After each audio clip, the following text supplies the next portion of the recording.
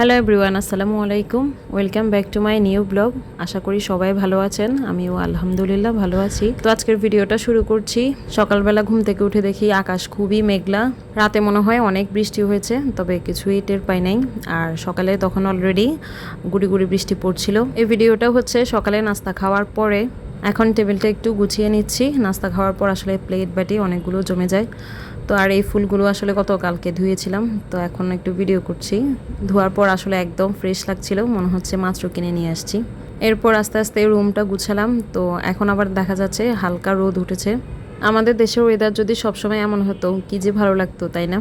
না অতিরিক্ত গরম, না অতিরিক্ত ঠান্ডা। যাই হোক, এরপর সব কাজ শেষ করে এখন চলে আসলাম রান্নাঘরে। তো অফ ক্যামেরায় আমি সবকিছু গুছিয়ে রান্নাটা শুরু করছি। তো আজকে আবার খিচুড়ি রান্না করব। গতকালকেও রান্না করেছি, ছবি ভিডিও আপলোড করেছিলাম। তো আজকে বৃষ্টি দেখে আজকেও আসলে লেটকা খিচুড়ি খেতে মন চাচ্ছিল।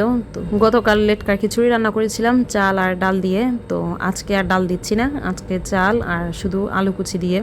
গতকালকের খিচুড়িটা কিন্তু অনেক মজা হয়েছিল। অথচ আমি খিচুড়িতে টমেটো, কাঁচামরিচ, ধনেপাতা কিছুই দেই নাই, কারণ গতকালকে আসলে এগুলো কিছুই ছিল না। তারপরও কেন জানি মনে হয়েছে গতকালকের খিচুড়িটা একদম বেস্ট হয়েছে।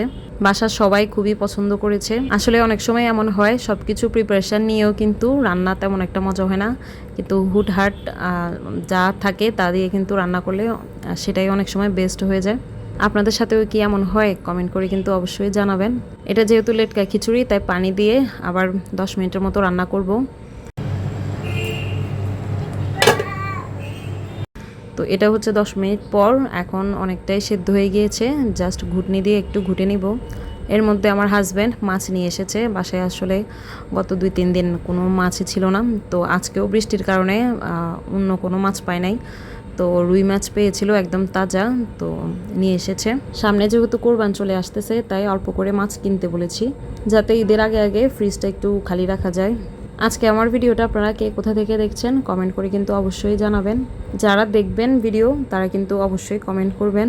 না দেখে কখনোই ভিডিওতে কমেন্ট করবেন না, এতে আপনি আপনার ক্ষতিও করছেন, আমার ক্ষতিটাও করছেন। যাই হোক, মাছটা প্যাকেট করে এখন ফ্রিজে রেখে দিচ্ছি।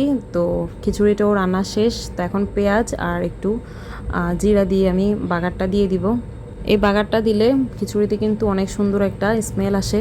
বৃষ্টি দেখলে আসলে কার কার খিচুড়ি খেতে মন চায় কমেন্ট করে কিন্তু জানাবেন। আর লেটকা খিচুড়ি কার কার পছন্দ তাও কিন্তু কমেন্ট করে জানাবেন। পেঁয়াজটা ভাজা হয়ে গিয়েছে, এখন খিচুড়ির উপর দিয়ে দিচ্ছি। সাথে কিছু ধনেপাতা কেটে রেখেছিলাম, তো সেটাও দিয়ে দিচ্ছি। খিচুড়ির কালারটা কেমন হয়েছে সবাই কিন্তু কমেন্ট করে জানাবেন। যারা আজকে প্রথমবারের মতো আমার ভিডিও দেখছেন তারা কিন্তু কমেন্ট করে জানাবেন, এবং আমার পেজে ফলো দিয়ে আসবেন, যাতে আমিও আপনার পেজে ঘুরে আসতে পারি। এটা হচ্ছে আমার খিচুড়ির ফাইনাল লুক। আপনাদের কাছে কেমন লেগেছে জানাবেন অবশ্যই। সকালে আসলে ডিম খাওয়া হয়েছে, তো এখন আর খিচুড়ির সাথে ডিম করছি না, একটা ভাইরাল সালাদ করেছি। এই সালাদটা কিভাবে করেছি জানতে চাইলে কমেন্ট করবেন অবশ্যই। এটা হচ্ছে দুপুরবেলার ভিডিও। তো রাইয়ানকে খিচুড়ি খাইয়ে আবার মসজিদে পাঠিয়ে দিয়েছি। তো এখন আমার জন্য আর আমার হাজব্যান্ডের জন্য খাবারটা বেড়ে নিচ্ছি। মুস্কান একটু অসুস্থ, তাই এখন ও খাবে না, তো ওকে পরে খাওয়াবো। সবাই একটু মুস্কানের জন্য দোয়া করে দিবেন। কিছুদিন আগে যে পরিমাণ গরম পড়েছে, এখন আবার বৃষ্টি, তো ঠান্ডা গরমে আসলে মুস্কান একটু অসুস্থ হয়ে পড়েছে। যাদের আসলে বাচ্চা আছে তারা সবাই একটু সাবধানে থাকবেন। ইদানিং কিন্তু বাচ্চারাই খুব বেশি অসুস্থ হচ্ছে। খিচুড়ির সাথে এখন আমি একটু আচারও নিয়ে নিচ্ছি, আর এই আচারটা একজন আসলে গিফট করেছে। তো আচারটা খুবই মজার ছিল। আমার আজকের ভিডিও আপনাদের কেমন লেগেছে সবাই কিন্তু কমেন্ট করে জানাবেন। আজকের মতো বিদায়। সবাই ভালো থাকবেন, সুস্থ থাকবেন, সবাইকে ভালো রাখবেন। আল্লাহ হাফেজ।